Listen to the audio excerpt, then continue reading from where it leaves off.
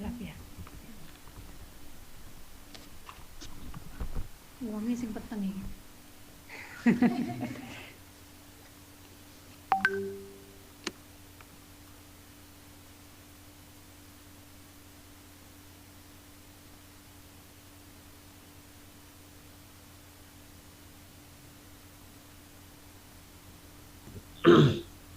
Bismillahirrahmanirrahim. Assalamualaikum warahmatullahi taala wabarakatuh. Waalaikumsalam warahmatullahi wabarakatuh. Alhamdulillah wassalatu wassalamu ala Rasulillah wa ala alihi washabbihi wa mawalah amma ba'du. Alhamdulillah pada malam hari ini kita bisa berjumpa kembali, baik itu pengurus dan juga teman-teman anggota UPKM Halaqah Ilmiah masa hikmah 2020-2021. Insya Allah pada malam hari ini kita akan mengadakan sosialisasi penulisan buku yang akan dipimpin atau akan disampaikan oleh Ustadzah Dewi Hamidah selaku pengasuh dan sekaligus pembina dalam pembuatan buku kita pada tahun ini di UPKM Halaqah Ilmiah. Pembuatan buku ini merupakan salah satu program utama dan program terbesar kami Ustadzah di UPKM Halaqah Ilmiah. Dan ini kita sudah semacam ditagih dari pihak kesantrian karya terutama dari bukunya. Dan alhamdulillah untuk latihan-latihan menulis kita dari awal sudah berjalan dan tulisan-tulisan kami dari pengurus dan juga teman-teman anggota sudah kami upload di webnya UPKM Halaqah Ilmiah dan juga di blogspotnya. Nah, untuk lebih mengembangkan lagi karya kita berniat untuk membuat buku yang temanya sudah dipilih, yaitu tentang gender dan feminisme, yang mungkin ini harapannya bisa menjadi jawaban atas isu-isu yang sekarang muncul di masyarakat yang menganggap sebelah mata terkait feminisme dan gender seperti itu. Mungkin untuk mengefisienkan waktu kita langsung saja sosialisasi pembuatan buku ini, penulisan buku ini pada yang terhormat Ustadzah Dewi Hamidah, kami persilakan.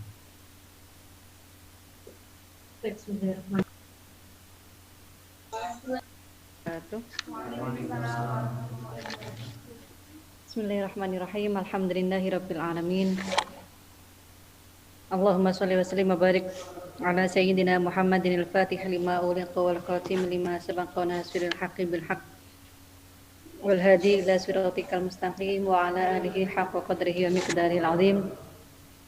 A'udzu billahi minasyaitonir rajim. Bismillahirrahmanirrahim. Subhanaka la ilma lana illa ma 'allamtana innaka antal alimul hakim. Shadaqallahul azim. Amma ba'd.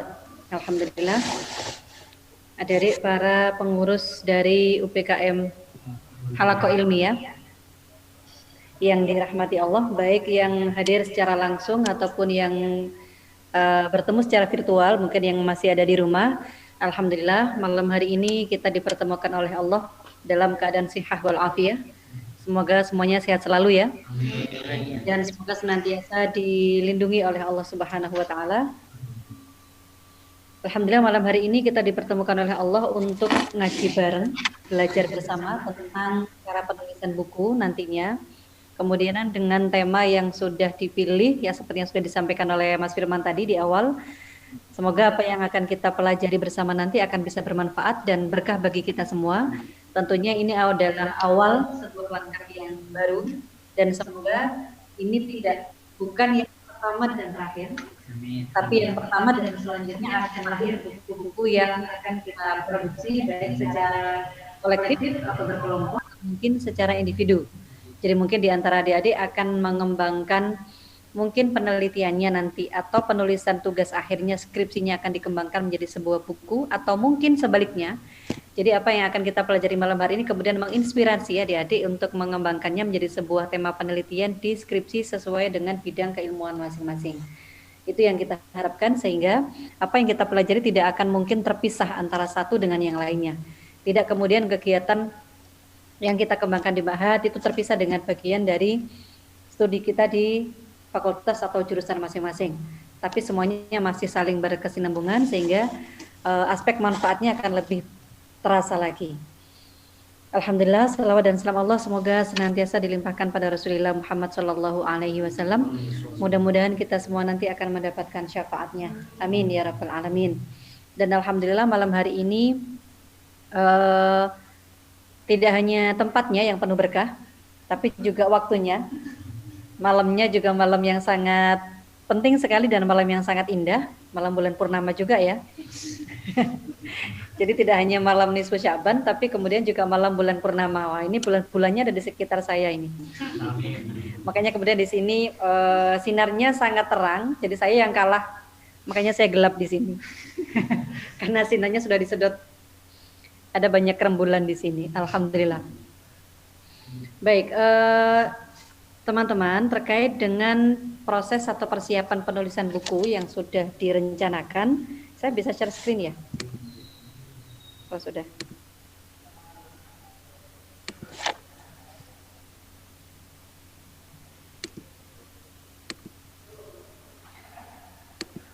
Tema yang saya usung di sini, waduh, masjid kok bahas seperti ini begitu ya. Tempatnya masjid, tapi yang kita bahas tidak, ini hanya istilah saja. Kalau misalnya kita mempelajari atau mengkaji segala sesuatu, itu tidak ada istilah kemudian tabu atau tidak pantas atau tidak layak. Misalnya kemudian ketika kita belajar atau kita mengkaji tentang sesuatu yang berkaitan dengan judul ini, saya berikan tema ini seks, gender, feminisme. Ini hanya pikiran saya sendiri, tapi kalau misalnya nanti akan betul-betul maju mawon mas, mau kenapa maju? Kalau misalnya nanti akan dikembangkan menjadi tema buku yang sesungguhnya, boleh silakan. Yang penting buku itu adalah ketika kita menyajikan sebuah produk, maka sebaiknya produk itu adalah memiliki tema atau judul yang bombastis, yang bisa menarik, yang marketable, sehingga teman-teman, audiens atau halayak umum itu akan termotivasi, bahkan mungkin akan kita memberikan stimulus yang harus mereka respon supaya buku kita dibaca. Ketika mereka ingin membaca, maka langkah selanjutnya mereka akan memiliki, entah dengan cara membeli atau mendapatkan hadiah. Nah, maka suksesnya sebuah buku yang kita tulis itu akan menjadi lebih signifikan ketika buku tersebut memotivasi seseorang untuk membaca dan memilikinya. Nah, ini saya pilih judul seks, gender, dan feminisme. Kenapa saya pilih ini? Karena justru 3 istilah inilah yang kemudian seringkali diperdebatkan tanpa ada ujungnya. Ujung-ujungnya ternyata semuanya tidak paham. Apa sih perbedaan dan persamaan antara seks, gender dengan feminisme? Kemudian istilah mana yang lebih muncul, yang mendahului istilah yang lain? Itu yang kemudian jarang sekali dipelajari atau dikaji. Yang keluar, yang sering terjadi di sekeliling kita itu adalah gontok-gontokan, rebutan, akhirnya berperang dan bertengkar dengan sendirinya. Nah, ini akan kita kupas sedikit, hanya sebagai wawasan saja. Nantinya akan kita lanjutkan dengan pembagian job desk yang sudah direncanakan supaya paling tidak pertemuan pada malam hari ini sudah langsung menghasilkan istilahnya bukan hanya outline buku, tapi kemudian juga sampai pada timeline. Timelinenya, kemudian job desk-nya masing-masing person, masing-masing tim itu apa sudah jelas, dan timeline itu yang kemudian akan membatasi kita untuk bisa menuntaskan semua pekerjaan dengan sebaik-baiknya dalam waktu yang efisien, begitu ya. Baik, di situ saya berikan pemahaman atau konsep dasar tentang 3 istilah tadi. Yang pertama adalah seks. Samakah seks atau gender? Seringkali gender itu diartikan sama dengan seks, padahal jelas berbeda. Kalau seks itu adalah perbedaan jenis kelamin. Jangan sampai muncul asumsi atau misalnya tiba-tiba kita berfantasi kemana-mana ketika kita bicara masalah seks, mengutarakan atau mengemukakan satu kata-kata ini, seks begitu, kemudian imajinasi kita kemana-mana, fantasi kita terbang entah kemana. Biasanya karena umur-umur sekian ini kan lagi marak-maraknya begitu ya, lagi semangat-semangatnya. Lagi semangat-semangatnya, lagi kepingin-kepinginnya mengetahui sesuatu yang mungkin masih di alam gaib begitu. Nah, tapi kemudian ternyata seks itu sebetulnya tidak hanya sesempit itu. Kata-kata ini memang mengalami penyempitan makna. Sehingga banyak orang yang menganggap seks itu ya itu aja. Coba Anda browsing seks gitu, yang muncul kan gambar itu. bukan kemudian gambar konsep yang sesungguhnya kenapa atau dari mana munculnya istilah ini. Karena seks itu hanyalah perbedaan jenis kelamin antara laki-laki dan perempuan, dan itu sudah manusiawi, sudah normal, dan itu adalah memang hukum alam. Secara fisik wanita dengan laki-laki, perempuan dengan laki-laki jelas berbeda. Nah, perbedaan secara biologis itulah yang kemudian menjadikan munculnya sebuah istilah seks. Nah, tapi simbolnya kemudian ketika laki-laki misalnya simbolnya seperti tanda lingkaran, kemudian ada tanda panah ke atas. Kalau perempuan itu lingkaran itu kemudian ada tanda plus yang ke samping, kan begitu. Nah, tanda atau simbol itu pun juga ada aspek historisnya. Siapa yang memunculkan simbol itu? Tidak tiba-tiba muncul begitu saja, tidak, tapi ada filosofinya.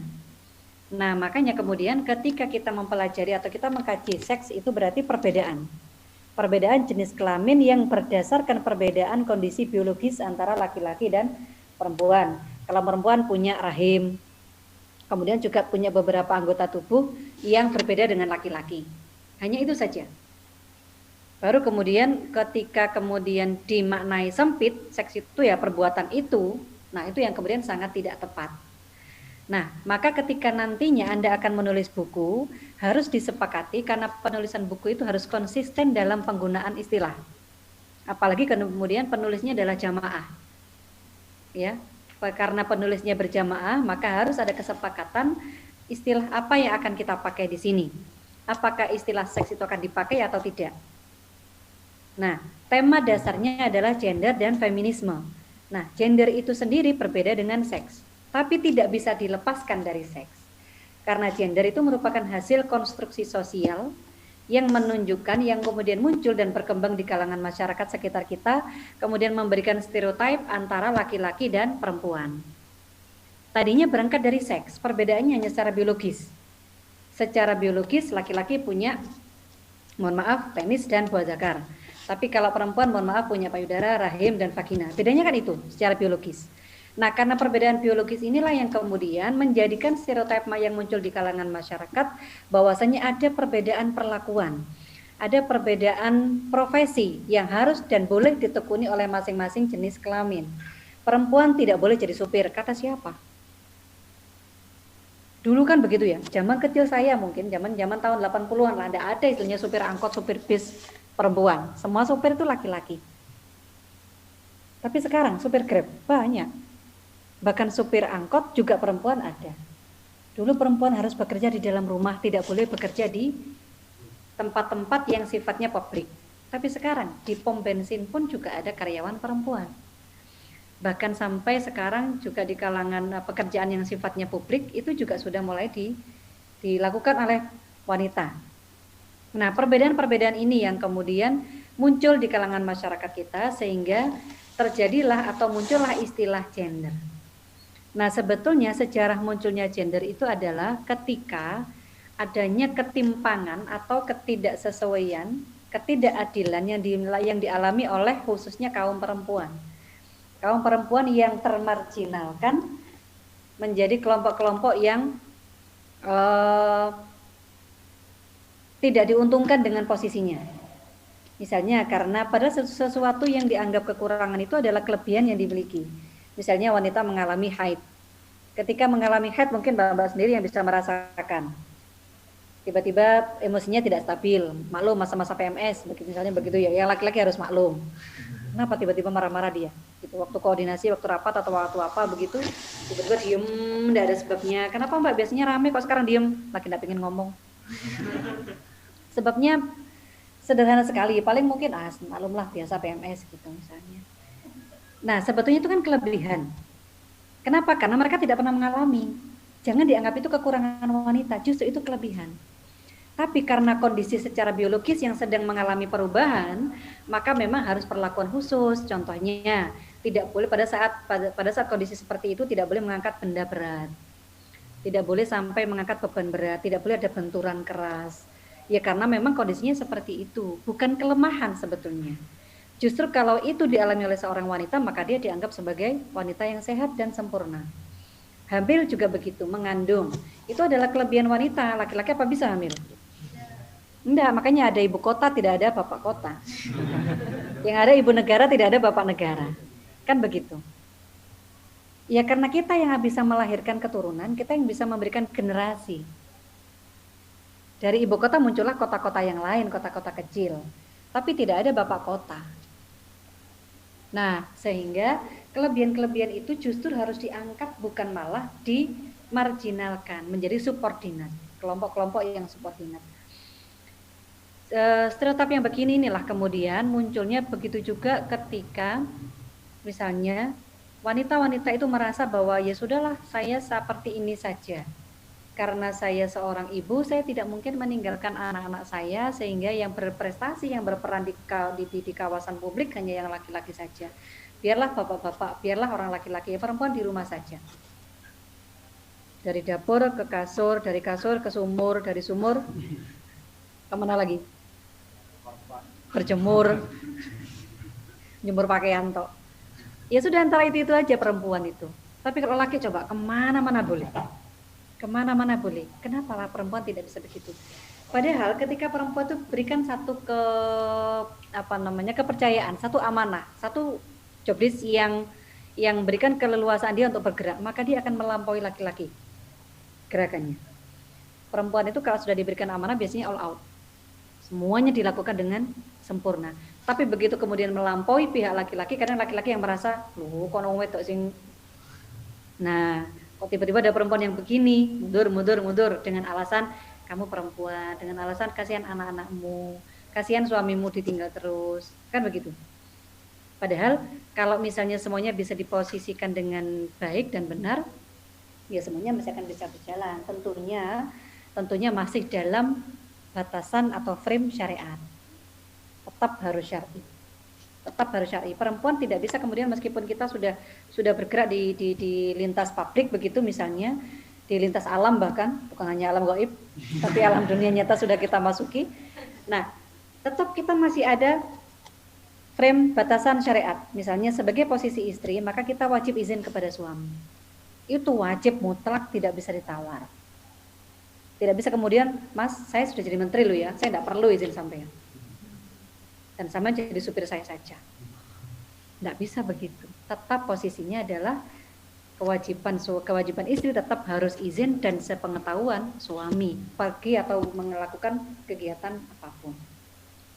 Kemudian munculnya gender ini karena ketimpangan tadi itu, makanya kemudian sampai ingin ke penyetaraan. Sebetulnya bukan karena wanita itu ingin mengungguli laki-laki, tidak. Sangat tidak. Kenapa? Ya buat apa sih kita mengunggulikan begitu? Tidak ada untung-untungnya juga.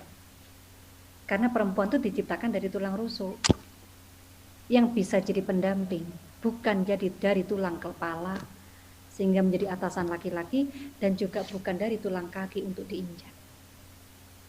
Kita dibuat itu, perempuan itu dibuat dari tulang rusuk, jadi pendamping, jadi teman, jadi sahabat, dan bukan jadi pimpinan, dan bukan untuk diinjak dari tulang kaki.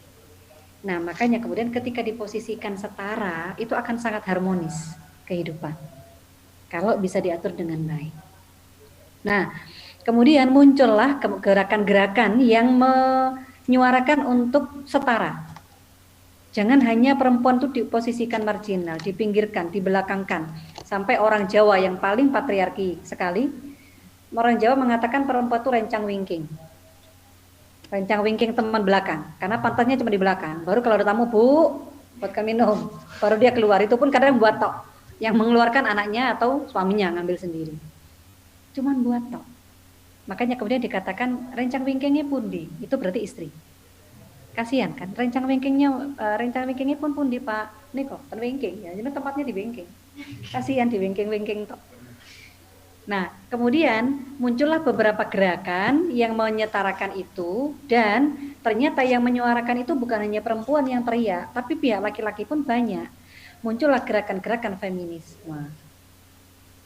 Secara nama, secara verbal nama, itu feminisme memang munculnya belakangan setelah gender. Tapi gerakannya dan wujud nyata mengangkat harkat wanita itu tidak sekarang, justru sejak zaman Rasulullah feminisme sudah ada. Tapi tidak pernah Rasulullah itu menamakan ini loh saya tokoh feminis, tidak. Tapi tokoh feminis sejati itu Rasulullah. Tokoh feminis sejati itu Rasulullah. Kenapa? Karena sejak Rasulullah kemudian Rasulullah akan mengangkat Ummahatul Mukminin mulai Sayyidah Aisyah boleh meriwayatkan hadis. Ada beberapa ayat Al-Quran yang turunnya sebab Ummahatul Mukminin. Sampai kemudian dalam Al-Quran pun muncul surat An-Nisa, tidak ada surat Ar-Rijal. Kemudian ada banyak sekali ayat-ayat Al-Quran yang mengangkat harkat wanita. Mengangkat harkat wanita. Justru kemudian ayat-ayat yang ada di Al-Quran itu kalau Anda perhatikan, selain Ar-Rijalu Qawwamuna 'alan Nisa, maka tidak banyak ayat Al-Quran yang kemudian mengangkat ceritanya laki-laki, mengangkat harkatnya laki-laki. Kenapa? Karena tanpa diangkat pun sudah di atas. Makanya kemudian ini sangat-sangat terbuka peluang Anda untuk kemudian mengembangkannya sebagai bahan tulisan. Sebagai bahan tulisan misalnya nanti Anda akan menulis dari aspek bahasa, dari aspek pendidikan, dari aspek sosial, kultural, dan lain sebagainya, kan sangat terbuka. Dengan itu, ini sebagai wawasan saja dulu ya, pengantar. Jadi tokoh feminis paling sejati itu adalah Rasulullah. Nah, kalau teman-teman kemudian menganggap kenapa Rasulullah menjadi tokoh feminis, ya karena patriarki yang paling tinggi itu di dunia Arab, di negara-negara Arab.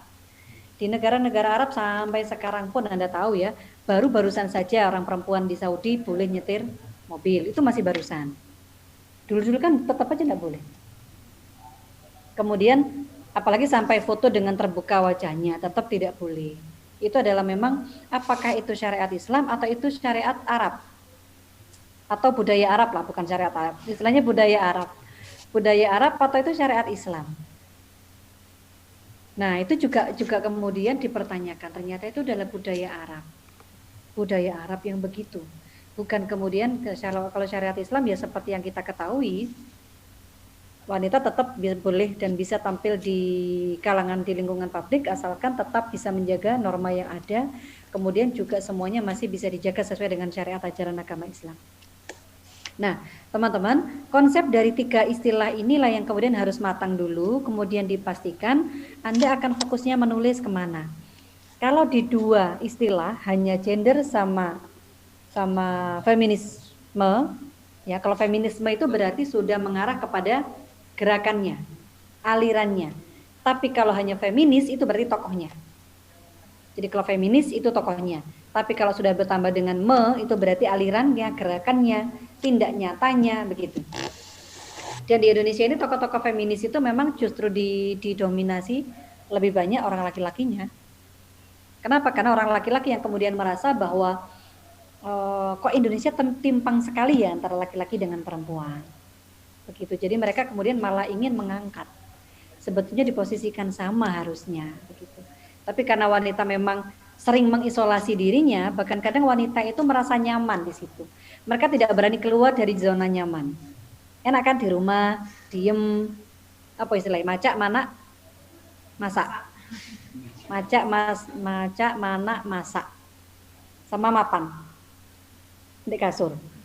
Nah, itu yang kemudian dianggap zona nyamannya perempuan. Ada perempuan yang memang, enggak lah, ngapain saya capek-capek, mending enak diem di rumah, yang penting dikasih uang sama suami. Sementara potensi yang ada dalam dirinya dikubur dalam-dalam. Nah, kalau misalnya wanitanya begitu ya enggak masalah. Karena yang penting kan seseorang itu dalam kehidupan itu dia merasa nyaman. Ketika dia nyaman dengan berada di zona nyamannya ya enggak masalah. Tapi yang menjadikan masalah itu ketika dia sebetulnya punya keinginan tapi dipaksa untuk ditutup, dipaksa untuk tidak dikembangkan. Itu yang membuat hidup tidak nyaman. Istilahnya kuncinya adalah bagaimana kemudian kita bisa merasakan tenang dan nyaman dalam hidup. Baik, ini adalah cakupan materi yang selanjutnya, cakupan materi yang perlu kita pahami bersama pada saat nantinya Anda akan menulis buku yang harus disepakati bersama cakupan materinya. Kalau tadi saya munculkan ada tiga istilah, seks, gender, dengan feminisme. Mungkin Anda akan fokus kepada 2. Feminisme dengan gender. Maka untuk yang mengenalkan perbedaan 3 konsep ini itu ada pada prolog. Ada bagian prolog. Prolog itu adalah pengantar yang mengantarkan isi seluruh buku dan kemudian di situ menjelaskan benang merahnya. Karena kan penulisnya banyak orang ya. penulisnya banyak orang, tidak hanya satu atau dua, tapi banyak orang, berarti nanti tulisannya memang akan mengambil skema bunga rampai. Nah, bunga rampai itu tidak kemudian tulisannya gado-gado, tidak, tetap harus menggunakan bahasa yang sama. Kemarin waktu pertama ketemu Mas Fadil ya, sama Mas Firman, saya tanyakan, mau menulis itu dengan bahasa yang santai, karena konsumen kita, target konsumen kita siapa? Target market kita siapa? Apakah pemuda seperti Anda, teman-teman mahasiswa yang seumuran, atau kalangan umum, atau dewasa, atau anak-anak? Atau umum semuanya, mulai anak-anak bisa mengkonsumsi, sampai remaja, dewasa, sampai kalangan umum. Kalau kalangan umum berarti bahasanya memang harus umum, dan pilihannya adalah bahasanya akan menggunakan bahasa yang formal atau bahasa yang santai.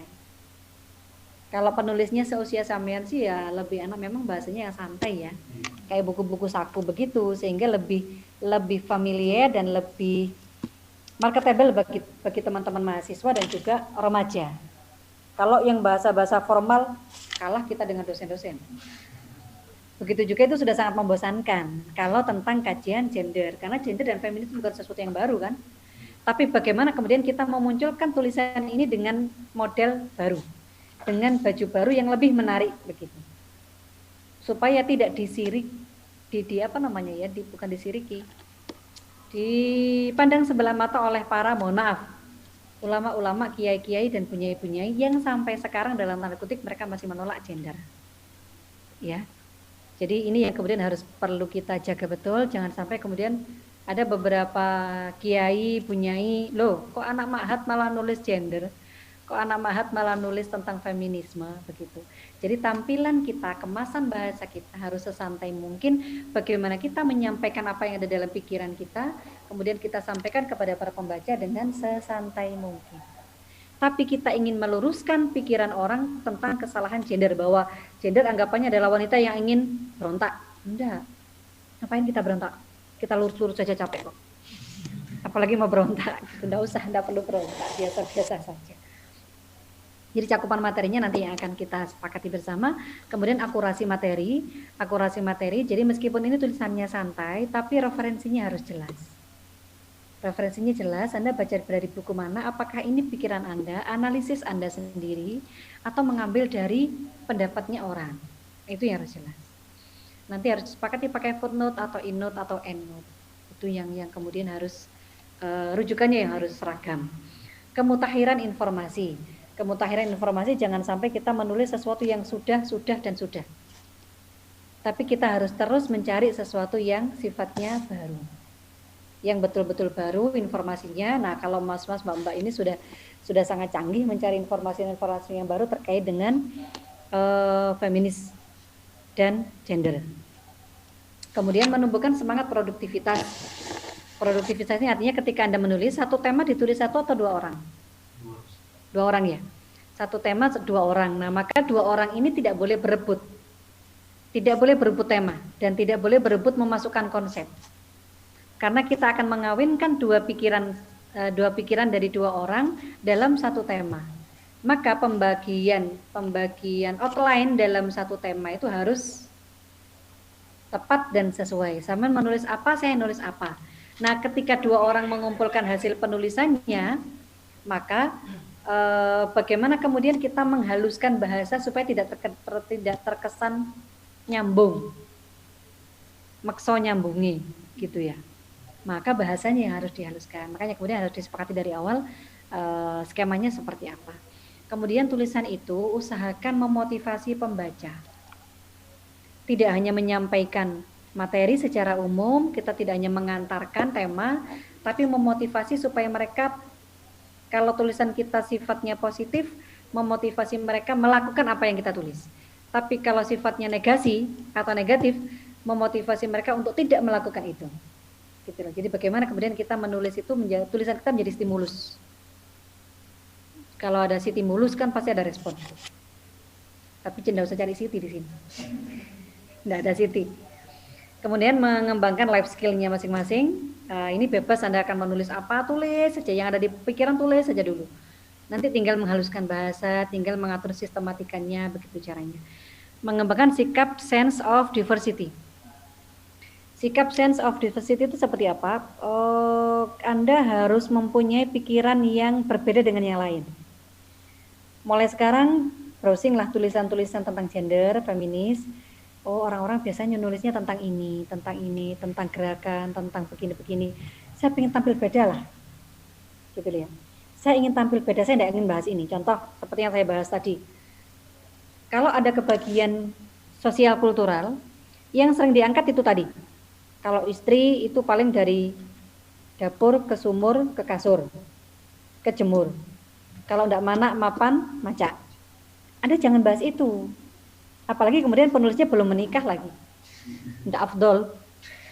Tulisannya tidak akurat. Nah, akurasinya berkurang. Maka Anda jangan membahas itu, tapi ambillah aspek sosial yang di situ misalnya tentang pertemanan laki-laki dan perempuan itu bagaimana. Ketika misalnya ada terjalin hubungan antara laki-laki dan perempuan, yang dominan yang mana?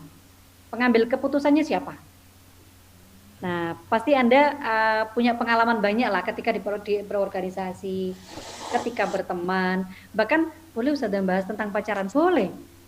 Tidak apa-apa. Mungkin didukani yai Ustazah. Nah, supaya tidak didukani yai, bagaimana menampilkan tema pacaran itu lebih islami. Wonten Ustazah? Wonten. Pacaran syar'i. Pacaran yang islami. Kita menampilkan tema yang seperti itu, bagaimana bahasanya yang santai, jangan memotivasi, jangan memunculkan sesuatu yang kontroversi. Pacaran halal, dosa itu.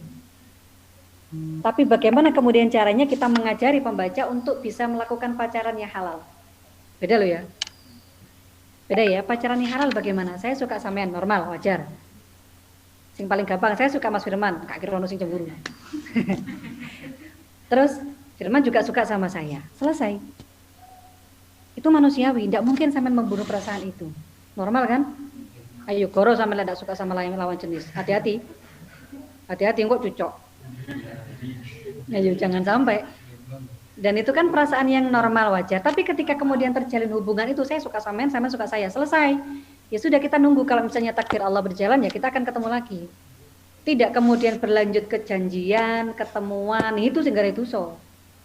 Nah, bagaimana kemudian Anda menyajikan itu dalam hubungan sosial, kultural, di kultur Jawa, di kultur Indonesia, hubungan laki-laki dan perempuan seperti apa? Maka mana subordinatnya perempuan itu muncul atau tidak? Marginal enggak perempuan?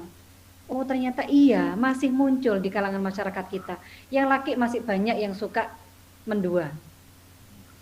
Yang perempuan ketika mendua, dimarahi habis-habisan. Iya, dicap menjadi wanita yang tidak benar, gitu ya. Tapi kalau laki-laki kok bebas-bebas saja. Kenapa begitu? Oh, kan laki-laki boleh sudah sampai 4 misalnya gitu. Oh iya boleh, memang boleh, tapi syaratnya apa dulu? Syaratnya apa dulu? Nah, sampai kemudian Anda ketika misalnya yang kebagian aspek bahasa misalnya, silakan misalnya Anda ingin menafsiri lafadz ar-rijalu qawwamuna 'alan nisa. Saya pernah kupas habis sama Mas Fadil dan Mas Firman. Ar-rijalu qawwamuna 'alan nisa itu juga kemudian kenapa penafsirannya selalu laki-laki adalah pemimpin wanita? Mau begitu? Mau apa enggak? Enggak mau. Sing ndak mek siji lho. Berarti yang lain mau. Yang jujur hanya satu. Kedua. Kenapa begitu? Apakah Anda tidak mau dipimpin laki-laki? Jangan menikah berarti. Ayo, kalau tidak mau dipimpin. Tergantung penempatan posisi. Yang ditempatkan siapa? Tergantung, jawaban tergantung itu baina-baina. Kalau sudah tergantung sudah gitu ya, tergantung baina-baina. Artinya begini, di situ kenapa kemudian Allah menggunakan lafadz ar-rijal. Ar-rijalu qawwamuna 'alan nisa. Kenapa tidak menggunakan adzakar? Usadare lu enggak, bukan masalah kita kembali ke jenis yang tadi, jenis kelamin tidak. Tapi ketika di ayat tentang kepemimpinan Allah menggunakan lafadz ar-rijal dan an-nisa. Tapi ketika di ayat warisan Allah menggunakan dzakar. Lidzakari mislu hadzil unsayain. Allah menggunakan dzakar untuk laki-laki dan unsa untuk perempuan. Kenapa? Karena dalam warisan itu tergantung jenis kelamin. Meskipun laki-lakinya itu cocok, tapi ketika dia secara biologis laki-laki, maka dia dapat jatah 2. meskipun dia tidak berperan apapun. Misalnya dia laki-laki, posisinya suami, tapi dia sakit yang menahun. Sakit menahun, stroke misalnya ya, tidak bisa melakukan apapun, tapi karena dia laki-laki maka jatah warisannya tetap dapat 2. Perempuan, unsa tetap mendapatkan jatah separuh dari laki-laki. Itu untuk warisan, karena kembalinya ke kelamin. Tapi kalau skala ayat kepemimpinan menggunakan ar-rijal, tidak menggunakan zakar. Kenapa? Rijal itu identiknya dengan rijalun, kaki. Kaki itu adalah alat untuk bergerak. Maka siapapun dia, mau jenis kelaminnya laki-laki ataupun perempuan, di mana dia yang bergerak secara aktif untuk memainkan roda kehidupan, maka dialah pemimpin. Itu penafsiran feminis. Kemudian menggunakan lafadz qawam. Qawam, kenapa bukan menggunakan rois atau roksun? Qawam itu tiang. Dari qoma yakumu. Kan begitu. Nah, tiang, yang namanya tiang itu adalah yang menyangga supaya bangunan itu tetap berdiri. Baik secara ekonomi, secara pendidikan, secara sosial kultural. Qaim itu adalah tiang itu yang menyangga supaya bangunan itu berdiri. Dan itu tidak harus laki-laki. Misalnya laki-lakinya sakit seperti yang tadi, maka yang bergerak adalah perempuan. Maka yang menjadi qawwam di situ, rijal, meskipun disebutkan rijal, meskipun dia rijal, seorang pemimpin, itu tetap bisa dilakukan atau diposisikan kepada seorang wanita, meskipun secara biologis dia adalah seorang unsa. Kenapa? Karena di situ Allah menggunakan lafaz rijal. Dan kemudian nisa itu adalah unusa. Unusa itu adalah feminis. Kalau rijal itu maskulin. Meskipun lah secara biologis dia perempuan, tapi kalau punya sifat maskulinitasnya lebih dominan, dia bisa jadi dia bisa jadi pemimpin. Sedangkan laki-laki, meskipun secara biologisnya dia punya zakar, tapi ketika dia kemudian tidak mempunyai sifat rujulah, yang kemudian ternyata dia punya sifat unusah, ya sudah feminis dia. Ada loh laki-laki yang begitu, ada. Ayo ngaku. Membuat di sini Ustaz, ada yang di sini Ustaz. Begini, bukan itu tidak kelemahan loh ya, itu bukan kelemahan dan bukan kekurangan seseorang. Ketika laki-laki punya sifat feminis, contoh, jenengan kan sering mengadakan kegiatan bersama ya, perhatikan, laki-laki yang perhatiannya begini, siapa yang belum makan? Cari temennya yang belum makan siapa? Cari temennya siapa yang belum minum? Itu tuh temennya ada yang sakit, tolong dia rawat. Hal-hal yang kecil, hal-hal remeh yang sangat kecil dalam sebuah berorganisasi, itu ketika memikirkan temannya ini capek atau tidak, temannya sudah makan atau belum, temannya haus atau tidak, jangan memberikan beban pekerjaan melampaui batas kemampuan orang. Itu sifat-sifat kepemimpinan. Tapi secara detailnya itu adalah sifat feminis. Laki-laki kemudian ketika dia pulang ke rumah, Bu ini kok kotor, dia nyuci sendiri. Dia mau setelah makan nyuci piring sendiri. Oh bapakku itu. Berarti bapaknya sampean punya sifat feminis. Punya sifat feminin dan dia adalah seorang feminis. Udah Bu, enggak usah masak terus, capek, istirahat sekarang tidur, ayo kita pesan catering aja. Itu berarti bapak sampean feminis sejati.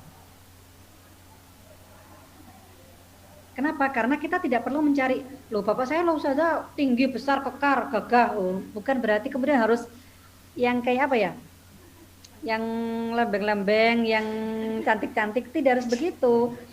Jadi seorang feminis itu ya tidak peduli misalnya orangnya kekar, tinggi besar, gagah begitu. Tapi feminin itu adalah sifat. Jadi ketika dia kemudian mau tidak segan-segan membantu semua pekerjaan domestik, maka dia adalah feminin sejati. Nah, kembangkan dalam tulisan Anda itu sense of diversity-nya di mana? Perbedaannya apa? Yang belum dibahas orang apa, itulah yang Anda bahas. Teknik penyajian seperti yang tadi, penyampaiannya seperti apa, Anda akan menjadi buku ini buku yang monoton tulisan saja atau bergambar. Kalau bergambar, gambarnya dominan atau tidak. Kalau dominan jadi komik. Anda mau nulis komik. Terus ada yang penting ada gambarnya, ada ilustrasi lah paling enggak ya. Ada ilustrasi, satu tema, satu atau dua. Satu di awal judul, yang akhir sebagai konklusinya itu nanti berikan satu gambar ilustrasi yang kedua. Biasanya satu tema 2 gambar saja cukup. Begitu. Jadi supaya tidak kaku dan tidak membosankan. Nah, gambarnya kalau saran saya karena Mbak-mbak, mas-mas ini sangat kreatif, bikin gambar sendiri aja. Nggak usah nyari di Google. Pinter-pinter gambar kok. Gitu. Jadi kalau terpaksa mencari di Google, ya berarti tetap harus ditulis. Referensinya sumber gambar itu dari mana. Begitu, supaya tidak digugat banyak orang. Kemudian perhatikan penyajian isi atau konten seperti yang tadi. Kontennya harus sama. Kalau Anda menggunakan konsepnya recount text itu berarti penulisannya ada 3 konsep. Satu ada orientasi, pembukaan, ada event, bagian isi, ada reorientasi sebagai penutup. Kalau menggunakan skemanya recount text. Tapi kalau menggunakan skemanya descriptive text, berarti uraian saja sudah. Cerita tok sepanjang tulisan. Nah, skema itu harus disepakati. Itu harus sama, tidak boleh selegenje. Enggak, ini aja, yowes, tulisan pertama sampean. Tulisan pertama A dengan B, pakai recount text. Yang kedua pakai deskripsi teks. Wah, jangan. Karena kita jadi satu buku. Meskipun gado-gado penulisnya Bunga Rampai harus menggunakan satu skema. Kalau modelnya tadi tulisannya santai, mungkin memang yang cocok itu recount text. Ya, tapi memang harus jeli. Editornya nanti yang harus jeli. Kemudian ini penulisan secara gambaran, secara umum saja penulisan Bunga Rampai. Bunga Rampai itu tetap kumpulan dari karya tulis ilmiah yang mengacu pada satu tema atau satu topik permasalahan yang dibahas melalui pendekatan yang berbeda. Kemarin saya diberikan beberapa usulan tema atau pendekatan ya sama Mas Firman ya. Yang penting ada benang merahnya. Nah, tinggal kemudian Anda akan menyusunnya itu berapa subjudul. Apakah semuanya langsung gado-gado? Di satu judul ada gender dan feminisme, atau 3 judul gender, 3 judul feminisme. Itu disepakati dulu. Karena memang terkait dengan ini sangat-sangat terkait dengan penguasaan materi. Kira-kira apakah saya menguasai semuanya gender dan feminis, tapi diambil dari satu aspek begitu, atau misalnya 3 gender, fokus gender tok aja wes, yang ini feminis tok begitu. Tapi lah begitu kaku jadi. Tulisannya akan kaku dan sempit. Kemudian Bunga Rampai itu tidak perlu ada abstrak. Tidak perlu ada abstrak, hanya saja kemudian di bagian awal prolog itu ada prolog yang mengisi yang menulis adalah bisa penanggung jawab, bisa pembina, bisa editor. Yang tulisannya berisi tentang pengantar yang mengantarkan isi semua tulisan. Kalau ada 6 tulisan, 6-6-nya diantarkan dalam prolog.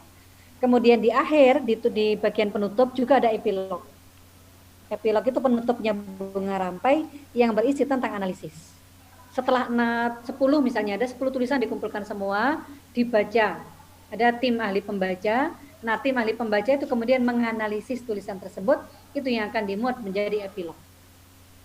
Itu kalau Bunga Rampai. Jadi tidak lepas, ada prolog, kemudian bagian isi, sama bagian epilog.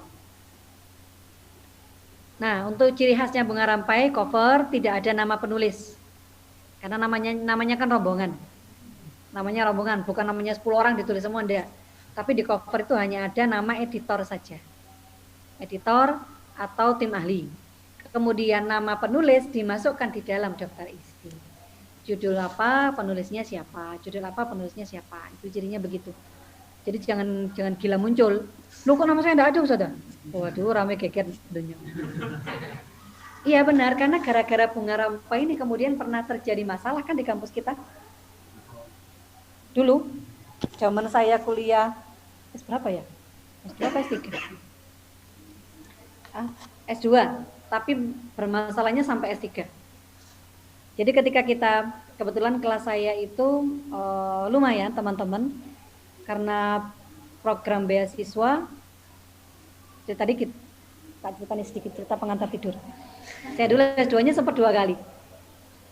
Jadi yang pertama jurusan PBA, pendidikan bahasa Arab.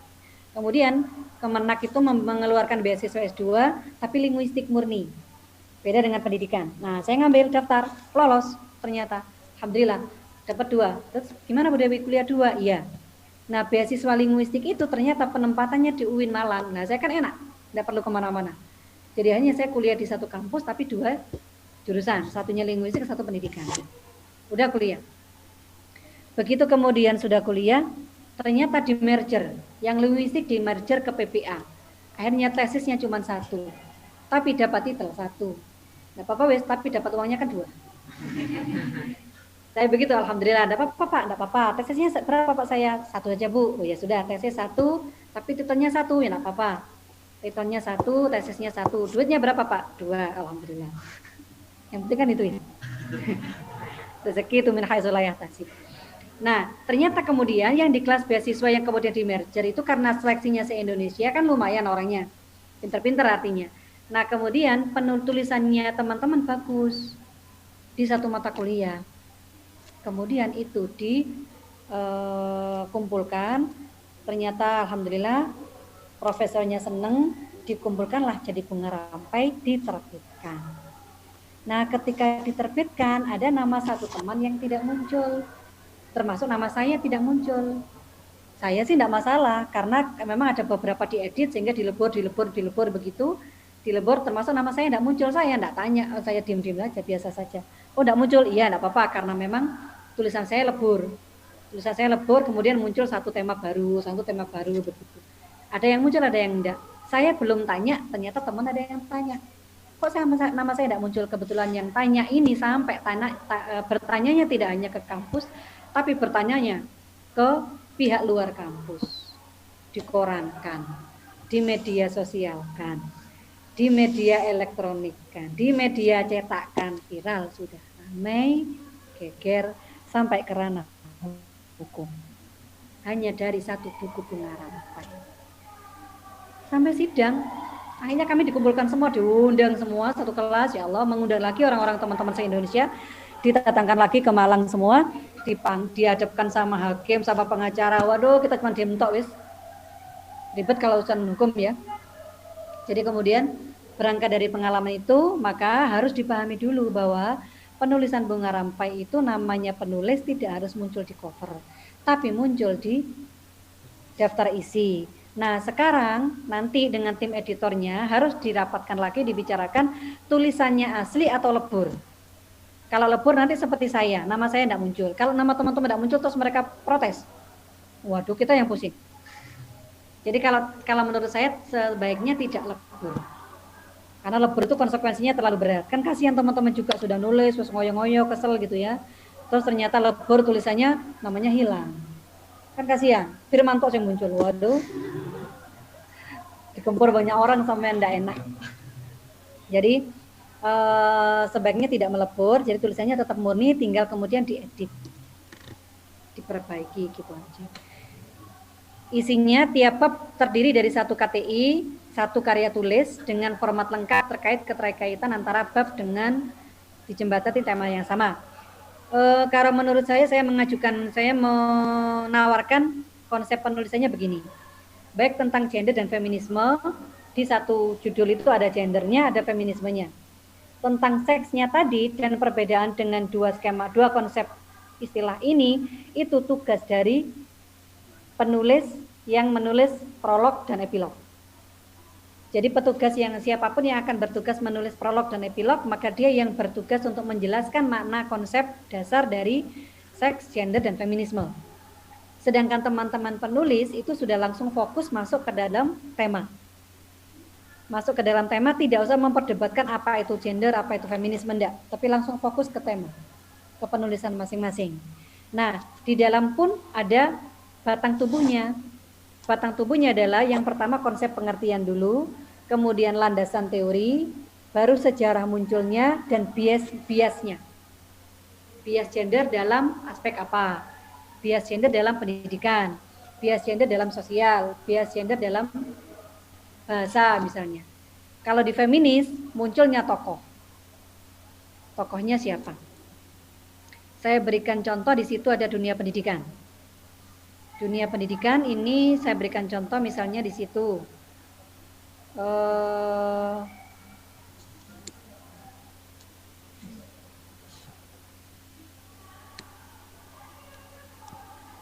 Ini misalnya keberpihakan terhadap laki-laki dalam dunia pendidikan bukan berdasarkan asumsi belaka seterusnya. Ini salah satu contoh. Salah satu contoh di dunia pendidikan. Kemudian di aspek bahasa. Yang ketiga, sampai di bidang matematika pun, ilmu matematika ada yang saintek. Misalnya, saintek, saya jangan dipaksa nulis bahasa, Ustazah, saya ini fokus saya di matematika, tidak apa-apa. Di bidang matematika pun itu ada bias gendernya. Ini saya berikan satu contoh.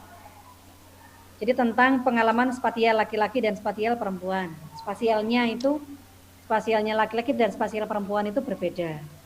Nah, itu yang kemudian juga terjadi bias gender di situ.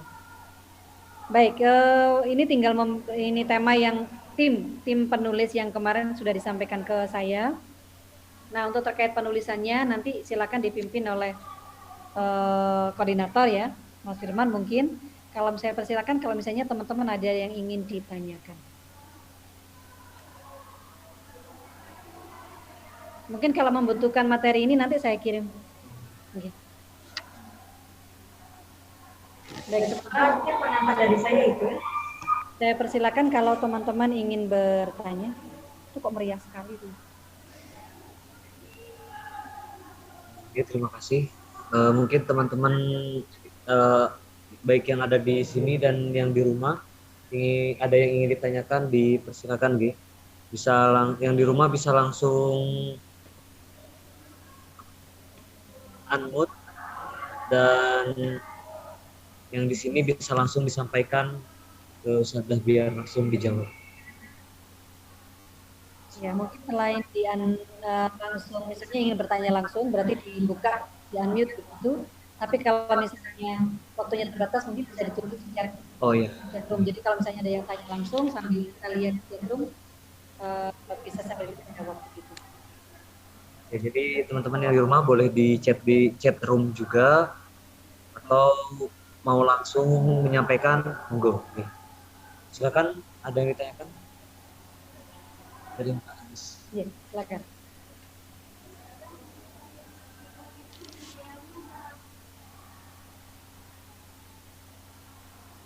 Baik, saja saya jawab ya. Okay. Untuk batasan ideal tulisan sebuah karya ilmiah itu tidak ada batasan minimal atau maksimal. Kita mengikuti gaya selingkuh yang ada di sekitar kita. Gaya selingkuh ya, kalau selingkuh saya tidak tahu. Gaya selingkuhnya penulisan di sekitar kita, satu karya ilmiah itu kita akan menjadikan kita jurnal mana. Kalau jurnal ilmiah yang sekarang beredar kan maksimal 1 judul 20. Nah, tapi di 20 halaman itu kita akan menggunakan font apa, ukuran berapa, kan begitu. Paling tidak berapa ribu juta, gitu ya. Jadi kalau menggunakan ukuran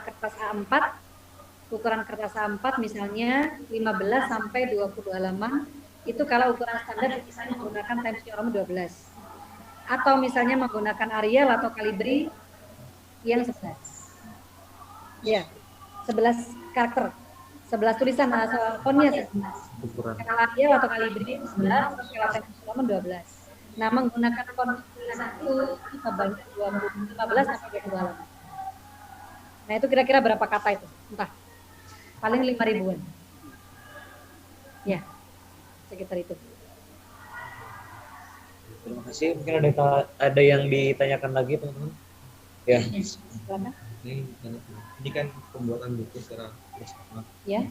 Itu nanti apa ada meeting dulu, dan kalau misalnya ada atau tidak. Kalau misal ada, terus hasil penelitiannya itu tinggi, nah itu apa direvisi lagi atau tidak? Retorika. Turnitin. Oh, turnitin. Iya.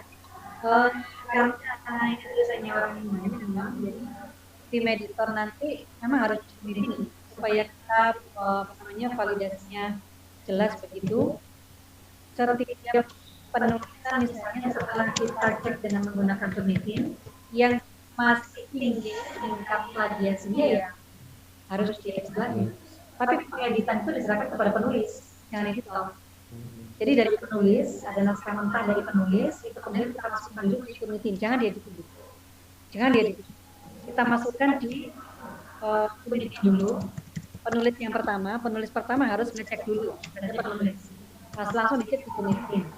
Kemudian berapa nilai plagiasinya? Tingkat plagiasi berapa? Plagiasi kan tidak menilai, tapi kan kita mengkopi dari tulisan kita sendiri saja itu juga plagiasi. Jadi jangan begitu. Misalnya dari paragraf halaman yang kelima, ternyata di halaman ke-15 ada sedikit pengulangan materi, pengulangan pembahasan. Jangan mengambil, jangan mengcopy dan memaster, tapi baca lagi tulisan itu, tulis ulang dengan bahasa yang berbeda. Nah, itu tidak akan menjadi plagiat, tidak akan langsung. Gitu. Jadi kalaupun Anda juga begitu, misalnya mengambil pendapatnya siapa begitu, pendapatnya seseorang, dibaca dulu tulisan karya si A, dibaca, kemudian Anda pahami, tulis ulang dengan bahasa Anda. Itu tidak akan didengar. Menurut pendapat kemudian Anda tulis dengan menggunakan bahasa Anda sendiri. Diketik. Nah, itu akan tidak plagiat. Nah, tulis yang pertama tugas dari penulis. Ketika mengetahui tindak plagiasinya masih ini kan harus dilihat sendiri. Baru setelah kemudian terserah tim editor bisa menentukan minimal berapa maksimalnya pada semester, maksimalnya hasil temannya berapa. Begitu dalam mencapai standar itu silakan stop ke tim editor. Nah, dari editor kemudian dikoreksi redaksinya, bahasanya dan sebagainya. Baru kemudian koreksinya itu kemudian setelah diedit itu harus dikembalikan ke penulis. Misalnya tim editornya Mas Fadil sama siapa tadi? Mas Herman ya? Bukan. Sama Banis. Nah, tim editor itu hanya meredaksi, memperbaiki, kemudian yang diperbaiki dikasih tanda, bisa di bold merah atau apa begitu, kembalikan ke penulis. Kenapa? Apa etikanya begitu memang etika gitu, supaya setelah kita edit dan kita ubah itu kemudian mereka merasa tidak kehilangan esensi tulisannya. Kadang ketika kita edit kemudian tidak dikonfirmasi ke penulisnya, tiba-tiba kita terbitkan, saya tidak ingin menurutkan menulis itu, saya malah kehilangan tulisan saya, dan itu dia berhak untuk komplain lah ya. Tapi supaya tidak terjadi kekecewaan dari para penulis pertama, maka editnya dari editor dikembalikan. Ini yang saya edit Mbak. Setuju apa enggak? Enggak. Ini ya sudah gitu. Jadi mungkin dibikin SOP ya Mas Bukan ya. SOP-nya seperti tadi, penulis, bikin, editor, kembali ke penulis lagi, setelah itu kemudian editor lagi, begitu. Jadi sirkulasinya begitu dibuat masing-masing. Okay. Setelah editor bukan belum finishing, editor yang kedua masuk tim pembacaan. Tim pembaca ahli baru kemudian finishing. Itu membaca ahlinya dari pembina atau dari pembinaan dulu, pembinaan dalam. Setelah pembinaan di dalam, kita mencari orang cepat di bidang itu. Kita cari orang luar. Orang luar itu tidak mengakui, tetap orang itu dibunuh, tapi yang tidak masuk tim kita. Misalnya di sini saya sudah terlibat dari awal, jangan saya lagi. Saya misalnya pembaca pertama, kemudian pembaca keduanya orang lain yang kemudian ini juga boleh, dosen kedua juga boleh, tapi dia expert di bidang itu. Kalau misalnya beliau tim penulis tim atau misalnya dan faktor feminis nasional, mending dia baca sekalian minta dia menulis. Bukan, testimoni. Kita minta testimoni beliau untuk lebih memarketkan target marketingnya sesuai.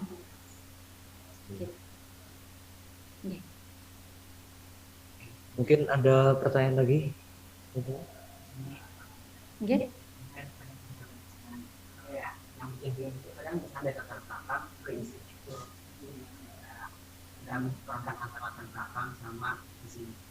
Iya, latar belakang isi sampai kemudian ke penutup. Kita tidak menggunakan kita tidak menggunakan istilah latar belakang.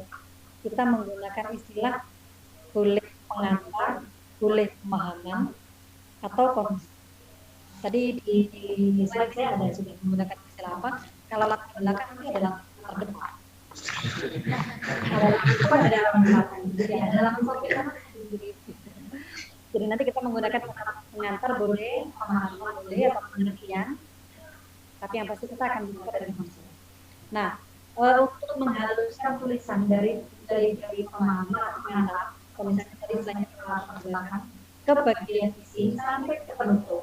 Itu bagaimana supaya halus begitu. Maka Anda harus punya kata kunci. Kata kunci dan juga kalimat penting yang ada di paragraf. Di beberapa paragraf yang ada di bagian pengantar itu pahami betul. Nah, kata itu yang kemudian akan digunakan mengawal paragraf di bagian isi. Jadi jangan lepas.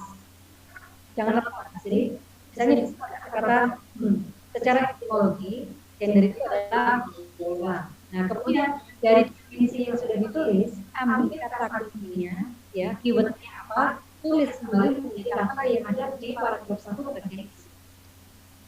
Nah, ini berarti ada kaitan dengan gitu.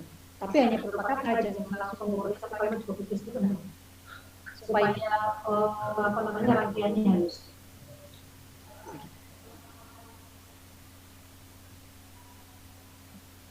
Untuk menghaluskan tulisan. Nah, maka memang seperti yang saya sampaikan ketika punya ide, jangan berpikir tentang penghalusan dulu. Tapi ditulis saja dulu idenya, baru nanti disusun lagi sistematikanya. Yang mana yang pertama, mana yang kedua, kemudian dihaluskan tulisannya bagaimana.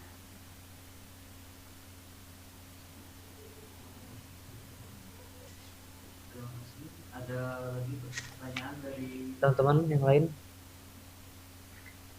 Yang di rumah mungkin ada pertanyaan, teman-teman anggota atau mas santri UPKM Halako Ilmiah, silakan jika ada yang ditanyakan.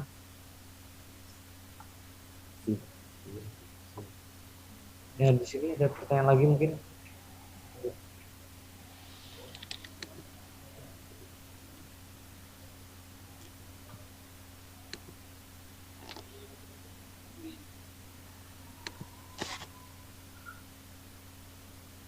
Sudah paham mungkin?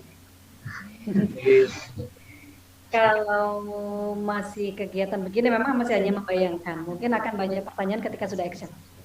Nah, ketika sudah action. Jadi mungkin nanti pastinya kan teman-teman sudah ada grup ya. Kalau ada pertanyaan silakan. Tapi memang saya kemarin ditawari sih jangan masuk grup dulu. Sudah terlalu banyak grup. Jadi mungkin yang ke saya 1 atau 2 orang.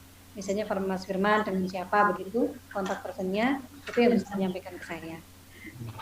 Biasanya tidak bingung pakai grup. Ada sekitar 100 grup ya, pusing saya. Mungkin itu dulu sudah untuk pemaparannya. Mungkin teman-teman sudah paham ya apa yang disampaikan Ustazah, dan mungkin sudah terbuka terbuka pemikirannya. Ini saya harus nulis ke arah mananya. Mungkin sebelumnya teman-teman kita masih bingung Ustazah. Terkait tema ini kita harus tulisnya kemana, harus bahas tentang apa, kita masih bingung awalnya. Tapi mungkin tadi setelah disampaikan teman-teman sudah mulai paham, sudah mulai ada gambaran harus menulis kemana. Dan untuk terkait tema yang kami ajukan itu berbeda yang kelima. Oh iya, tema yang diajukan itu sudah lumayan bagus. Cuman itu tema ya, bukan judul ya. Nanti judulnya akan kita olah lagi menjadi judul yang lebih menarik begitu. Hanya saja begini yang belum disusun itu kan sistem outline dari masing-masing judul. Itu nanti yang akan mengarahkan teman-teman. Misalnya yang dari aspek pendidikan. Nah, aspek pendidikan itu yang akan ditulis apa saja. Itu harus dibuat oleh tim penulis. Tim penulis misalnya nanti dikumpulkan semua tim penulisnya baik di rumah atau secara virtual mungkin. Itu kemudian membuat outline bersama. Misalnya aspek bahasa apa saja, pendidikan itu apa saja, sosial kulturalnya apa saja. Jangan ke sini ya. Nah, itu nanti ditulis apa saja dan itu kemudian dikonsultasikan dulu. Ya, silakan diserahkan ke saya. Tepat tidak outline ini untuk membahas yang dibahas dalam masing-masing tema.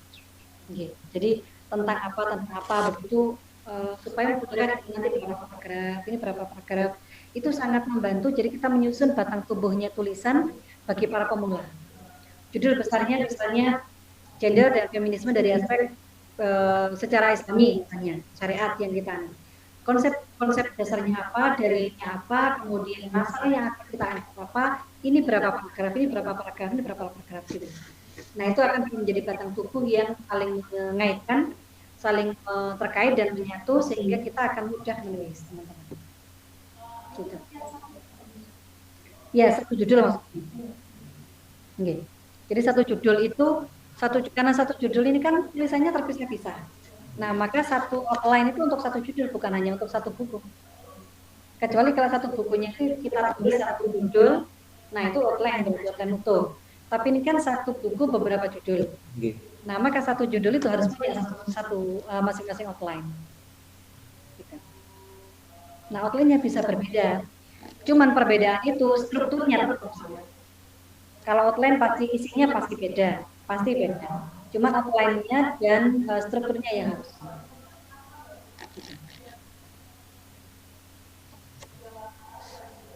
Berarti untuk pembagiannya, maksudnya bidang-bidang yang kita ambil itu cukup yang kemarin saja atau mungkin ada pengurangan?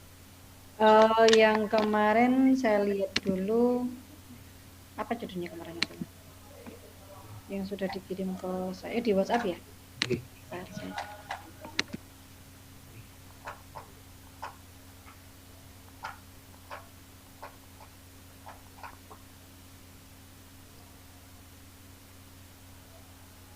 Ini 5 ya? Sejarah feminisme dari segi bahasa. Ini tapi kalau sama feminisme tidak ada juga. Ya, maksudnya di sana termasuk gender juga cuma. Oh gitu. Itu. Iya. Berarti begini, karena ini dibikin luas saja ya supaya semen tidak tidak terbatas menulisnya dan tidak terkungkung dengan tema ini. Yang akan kita tulis misalnya tadi judulnya berpusat antara gender dan feminisme misalnya. Nah, maka kajiannya dari aspek bahasa itu mengambil judul apa? Judulnya kita akan berbeda. Bukan ini judulnya, ini hanya tema. Ini hanya tema dari aspek bahasa, sosial kultural, psikologi, agama. Ini yang pendidikan belum. Saya usul bukan sosial kultural ya. Jadi bahasa, pendidikan, budaya, kemudian psikologi, dan agama. Berapa? Agama, bahasa, psikologi, budaya, sama pendidikan. 5. Dalam? Iya, itu lebih ke budaya. Tapi masuk ke budaya, karena sosial itu umum, semuanya itu bahasa itu juga ilmu sosial, ya kan? Psikologi juga ilmu sosial, kan begitu. Budaya juga ilmu sosial, agama itu juga ilmu sosial. Nah, kalau sosial kultural jadi semakin rumit nanti, karena semuanya ilmu sosial. Gender dan feminis itu juga ilmu sosial, karena bukan ilmu alam, bukan ilmu pasti. Nah, maka sosialnya diganti dengan budaya, terus ditambah dengan pendidikan. Berarti yang sejarahnya itu udah masuk setiap subnya harus ada sejarah. Iya, sejarah itu include di dalamnya. Jadi sejarah itu bukan satu judul yang terpisah, tapi masuk di dalamnya. Makanya tadi saya tulis di PPT saya itu ada mulai konsep, pengertian, sejarah mutunya, tokoh-tokohnya, ajarannya apa, begitu, sampai kemudian ini problem ataupun kondisi fakta bias gender yang terjadi di masyarakat, tapi dari aspek bahasa, aspek pendidikan, budaya, sampai kemudian psikologi dan gitu. Ini per subnya ini bebas berapa judul atau harus ditentukan? Bebas mengikat.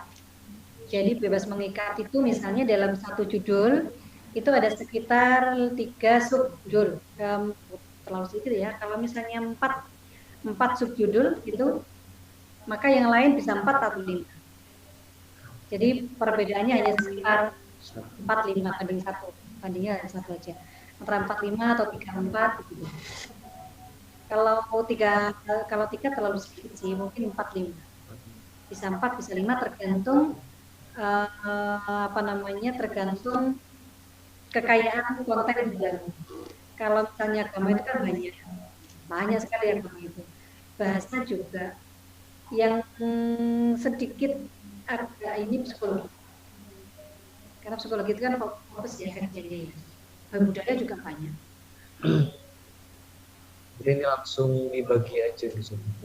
Ditentukan mungkin kemarin kesepakatan dari tim intinya itu sudah kita di sini langsung teman-teman baik pengurus ataupun mahasiswa diminta untuk memilih dari tema-tema atau subtema yang tadi sudah diusulkan saja. Jadi ada 5 ya. Yang pertama bahasa, kemudian pendidikan, budaya, agama, sama psikologi. Nah, mungkin nanti bisa diusulkan ke Mbak Anis ya. Nanti bisa usul ke Mbak Anis atau bisa mengajukan permintaan, misalkan Bambang mau ngambil masalah budaya, seperti itu. Dan rencananya sudah kita untuk kan misalkan dari segi budaya ada 4 orang atau ada 8 orang. Nah, itu pembagian orang-orangnya itu rencananya kita sendiri yang bagi. Maksudnya dari tim inti yang bagi, untuk kemudian nanti teman-teman. Ya, nggak apa-apa dibagi gitu aja. Kalau 4 orang tempatnya nulis kan? 4-4-nya orang, apa ya 4-4-nya orang? Iya ya, 4-4-nya orang. Maksudnya 4 orang itu nulis semua gitu ya? Berarti akan muncul 4 nama di satu judul? Satu judul 2 nama. 2 orang. 2 orang. Nah, 4 orang itu? Enggak, misalkan dari satu sub tema itu dari bahasa ada 4 orang. Ya. Kemudian satu judulnya ada 2 orang. Jadi nanti ada 2 dalam satu judul. Oh iya. Gitu. Jadi seperti itu gitu teman-teman. Mungkin malam ini bisa dipikirkan dulu kira-kira saya atau teman-teman mau ngambil dari segi apa. Dari 5 sub judul tadi bisa konfirmasi ke Mbak Anis ya. Besok pagi bisa konfirmasi ke Mbak Anis dan insya Allah mungkin besok malam kita langsung bagi siapa dengan siapa, siapa dengan siapa. Seperti itu. Untuk memudahkan model tulisan, mungkin ada satu template buku yang bisa diberikan ke teman-teman penulis sebagai contoh. Jadi misalnya kita akan menulisnya model apa? Jangan-jangan teman-teman masih patokannya menulis makalah. Jadi bahasanya formal begitu ya, gender adalah begitu, pembagian gender ada berapa gitu-gitu. Itu jadi nulis makalah. Sementara bukunya tadi kan kita kan ingin yang santai. Ya konsumen kita itu membaca tema gender itu juga sepanang gitu loh. Masa gender itu selalu kontok-kontokan antara laki dan perempuan, enggak, tetap bisa mesra kok antara laki-laki dan perempuan. Gitu. Bagaimana kita menyajikan tulisan itu dengan santai. Nah, ada template bukunya. Kemarin sudah ada contohnya. Judul bukunya itu Filosofi Teras. Oh iya. Itu filsafat, cuma santai begitu santai, ya. sangat santai. Ya kayak gitu lah, enak gitu ya. Oke, mungkin nanti pertemuan selanjutnya kita jelaskan tentang isi konten buku itu untuk sebagai gambaran teman-teman nanti sama Mas Fadil juga. Sama seperti itu. Atau yang mau lihat-lihat dulu tentang buku Filosofi Teras bisa hubungi Mbak Anis ya. Ada di Mbak Anis. Gak usah dibaca, cuma dilihat kira-kira ini kayak gimana gitu konsep tulisannya. Seperti itu.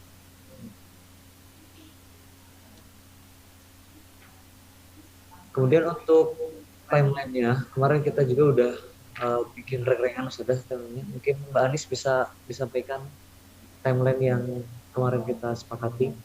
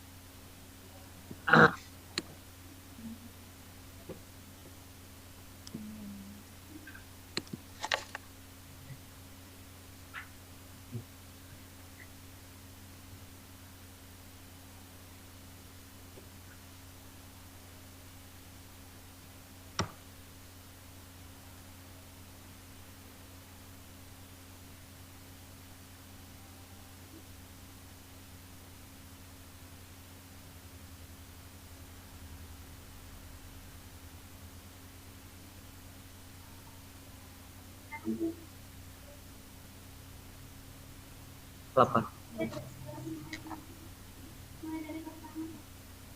Iya.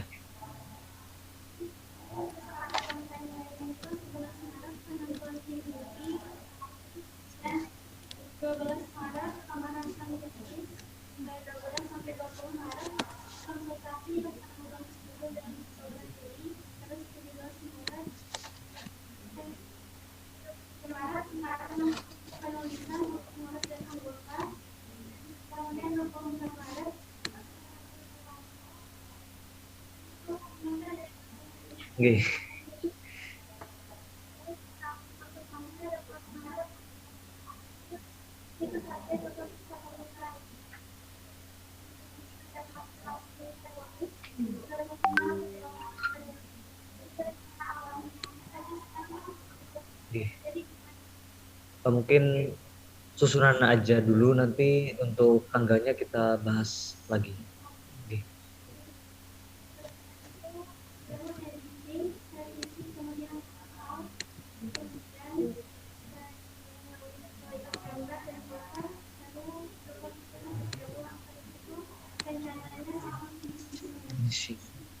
Oke. April atau Mei. Lebaran. Syawal itu alam biala itu sambil launching itu ya. Rencananya seperti itu. Masalah biala launching. Amin. Insyaallah.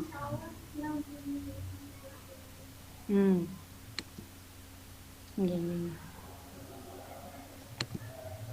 Mungkin tadi karena ini tanggalnya kita mundur juga, insya Allah hari besok, mungkin besok malam sudah kami bagi dari tim teman-teman tim inti akan membagi siapa saja yang akan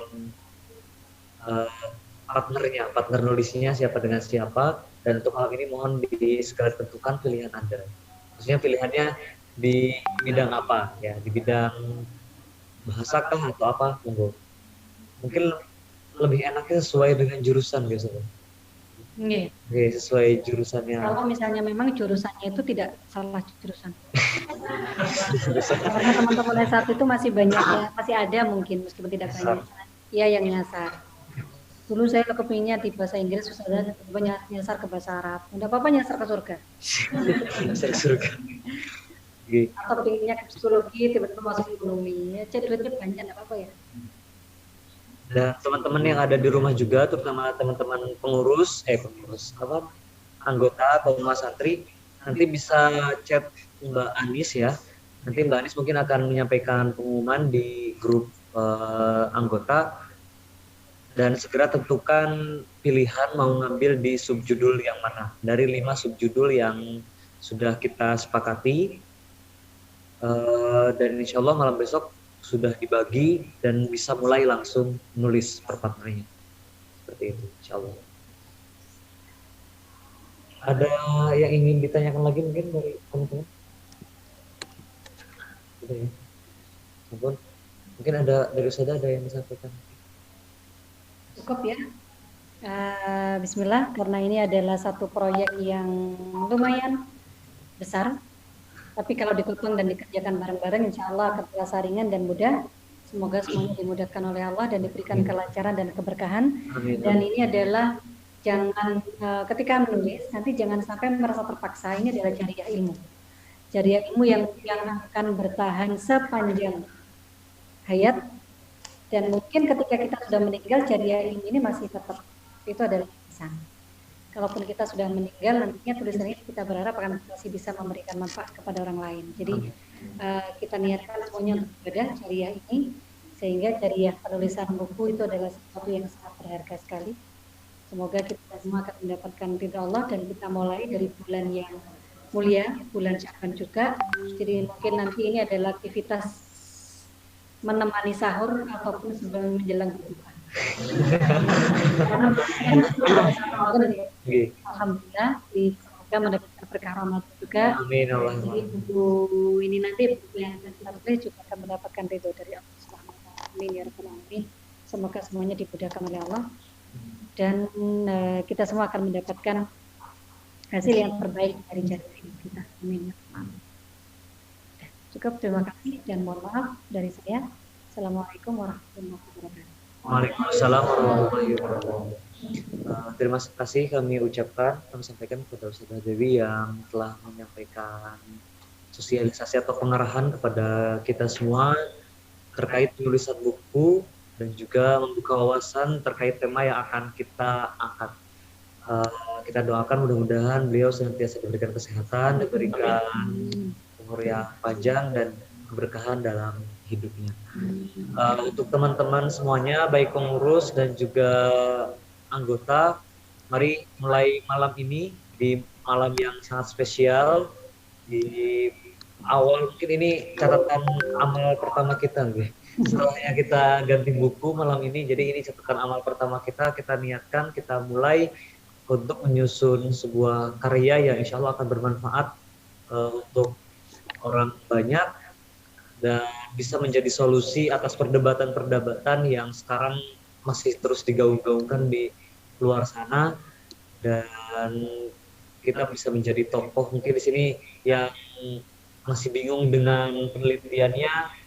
Tadi sudah disampaikan dari matematika pun bisa ngambil tentang gender, mungkin nanti bisa ada sedikit apa ya gambaran saya dari bahasa ya udah saya nanti ngambilnya tentang gender aja, itu kan bisa. Jadi teman-teman sekarang udah nyicil, terutama teman-teman yang semester 6, semester 4. Kalau semester 8 mungkin ya mohon maaf. Nggak tinggal lanjut aja maksudnya. Penelitian yang sudah Iya, kemarin penelitian itu saya ambil dulu, misalnya analisis buku ajar bahasa Arab, kemudian dari aspek bias gender. nah, itu mungkin Jadi ya. itu yang laku di pasaran. Kalau analisis buku ajar bahasa Arab dengan perspektif teorinya siapa gitu, itu ya umum. Tapi kalau kita lintas apa namanya, Ilmu. Iya, lintas keilmuan begitu, jadi agresinya ada. Gitu. Nah itu tadi karena memang kita dalam India, tetap tulisan kita semuanya dalam nuansa Islami, meskipun aspeknya misalnya yang diambil psikologi, tapi ya psikologi ada psikologi yang Islami, ada psikologi yang liberal. Feminisnya juga feminis, tokoh-tokoh feminis yang seperti Fatimah Amir Mernissi kan tokoh feminis yang memang Muslim. Jadi bukan tokoh feminis liberal. Apa enggak boleh Ustazah memunculkan itu? Boleh, silakan, tapi hanya sebagai pembahas. Kita mengkomparasikan pendapat antara Fatimah Mernissi misalnya dengan tokoh liberal, tokoh feminis yang liberal. Itu kita komparasikan, kemudian kita ambil konklusinya seperti apa. Itu masuk di analisis. Itu bagus.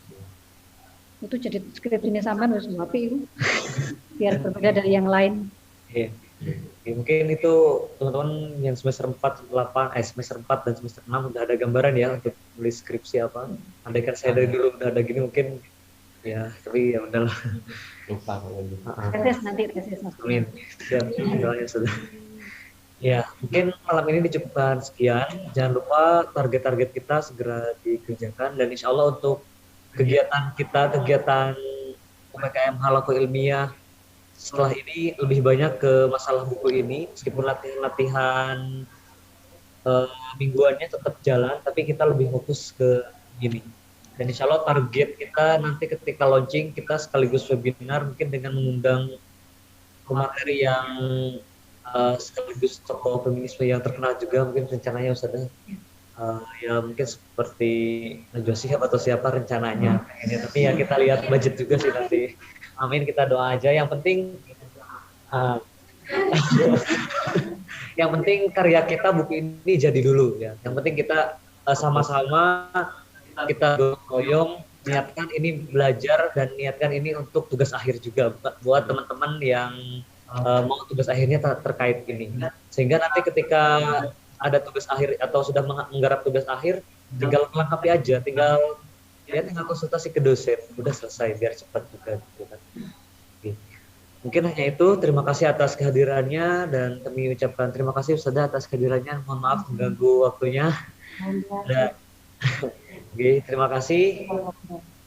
Semoga bermanfaat, dan semoga terakhir kita semua senantiasa diberikan kesehatan di era pandemi ini dan dijauhkan dari malapetaka yang sedang melanda di saat ini. Akhirul kalam, wassalamualaikum warahmatullahi wabarakatuh. Mungkin terakhir kita foto bersama dulu nih.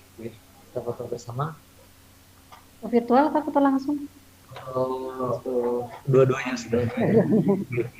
Teman-teman yang di rumah monggo untuk on cam dulu ya. Sebelum di sini kita foto. Yang di rumah monggo untuk on cam dulu.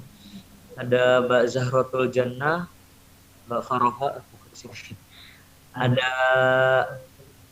siapa lagi? Khairun Nisa, Mbak Anis Rismawati, Amelia Cahya, dan semuanya lah yang di rumah monggo untuk di on cam dulu. Kita foto virtual.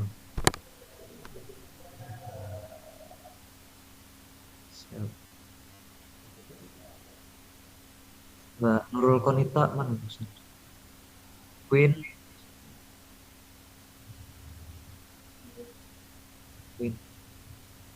Zahratul Jannah.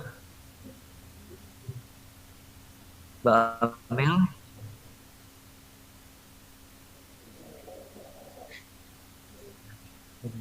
Nice. Mbak Khairunisa, Mbak Okta, Lailur Rohmah, Durotun Nasiha ini sudah. Oke, oh, Mbak Iha. Mbak Iha, monggo Mbak Iha. Indonesia. Hafal nama panggilan.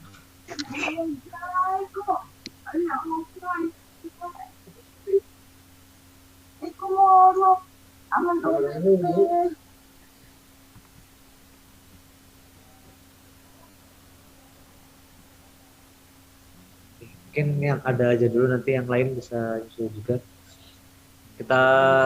Saya screenshot ya. Oke. 1, 2, 3. Saya kirim dulu di sini.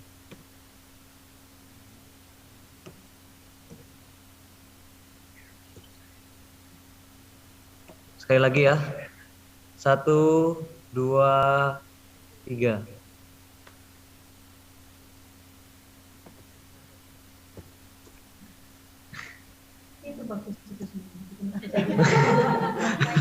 Lighting. Oke, terima kasih teman-teman semua yang ada